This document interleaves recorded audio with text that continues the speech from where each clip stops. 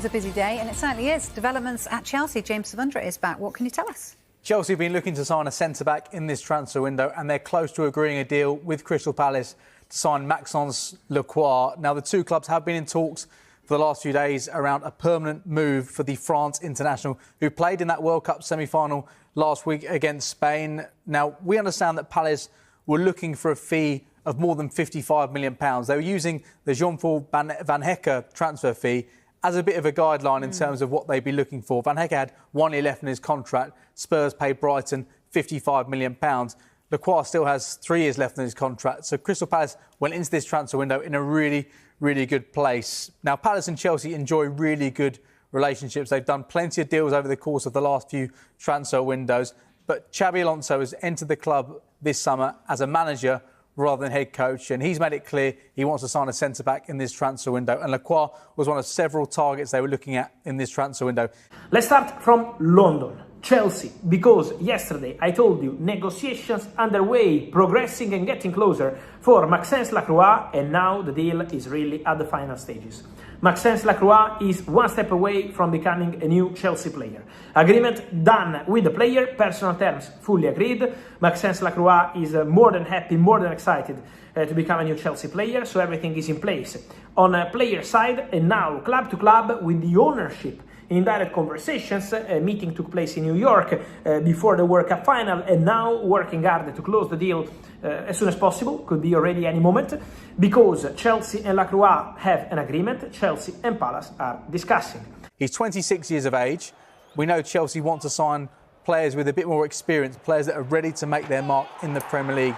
And Lacroix has had 2 really solid seasons at Crystal Palace, seasons which have seen him enter the France territory, becoming a French international. And we saw him part of that World Cup squad with France. We saw him win the Conference League with Crystal Palace last season. He helped to fill the void left by Mark Gay in defence in January, and he's done a brilliant job at Crystal Palace. So whether or not he's ready for this step up, Chelsea feel like he is, and talks really are advanced now. They're close to a deal, Chelsea, to sign Maxence Lacroix from Crystal Palace. Yeah, it's a bit of a shift from what we've seen with Chelsea in terms of what we've seen in how they buy players and their extended contracts and so on and so forth. So this is a slight shift we're seeing in terms of Xabi Alonso being at the helm now. Yeah, it certainly is. I mean, you could argue with Marco Palestra and Morgan Rogers that they're still signing young players, but Morgan Rogers is a player who's got 2.5 years of Premier League experience. I mean, you can go completely the other way in terms of their approach to sign Granit Xhaka, which they failed in from Sunderland, because he turns 34 later this year. But Lacroix is at that perfect age, you feel like.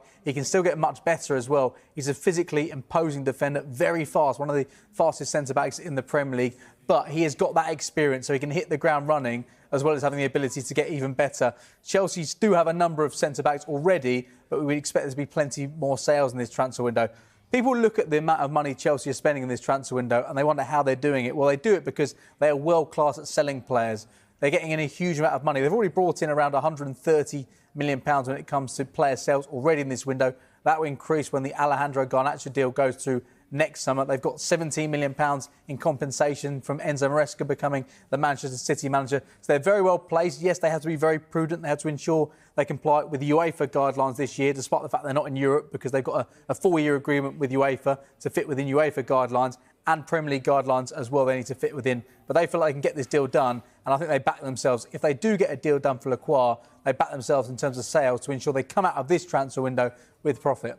I give you an exclusive story here on YouTube, only for my YouTube friends here. Remember, every single day, guys, you can find everything about the possibility from Crystal Palace to ask about Axel Disasi as part of the deal for Lacroix. I told you yesterday here on the channel, and I told you I'm not sure this deal will include Disasi at the end of the day, because Disasi is not understood to be keen on the opportunity to go to Crystal Palace. Today, on all the media, the name of Disasi is returning as part of this conversation for Lacroix. But my understanding again is that Disasi is not part of the deal at this stage. Disasi at the moment is looking at different options, is considering different opportunities. And so at the moment, Disasi is not included with Crystal Palace. It's a negotiation for Maxence Lacroix. Let's see if they can find the solution, the final solution between the two clubs, but it's really close. So any moment could be the good moment for Maxence Lacroix to become a new Chelsea player. He's going to be the next one. after Morgan Rogers, as I told you. So Chelsea really, really close, and I don't expect a swap deal with Axel Disasi. Then, guys, many questions on Kerim Alaibegovic. Very talented boy.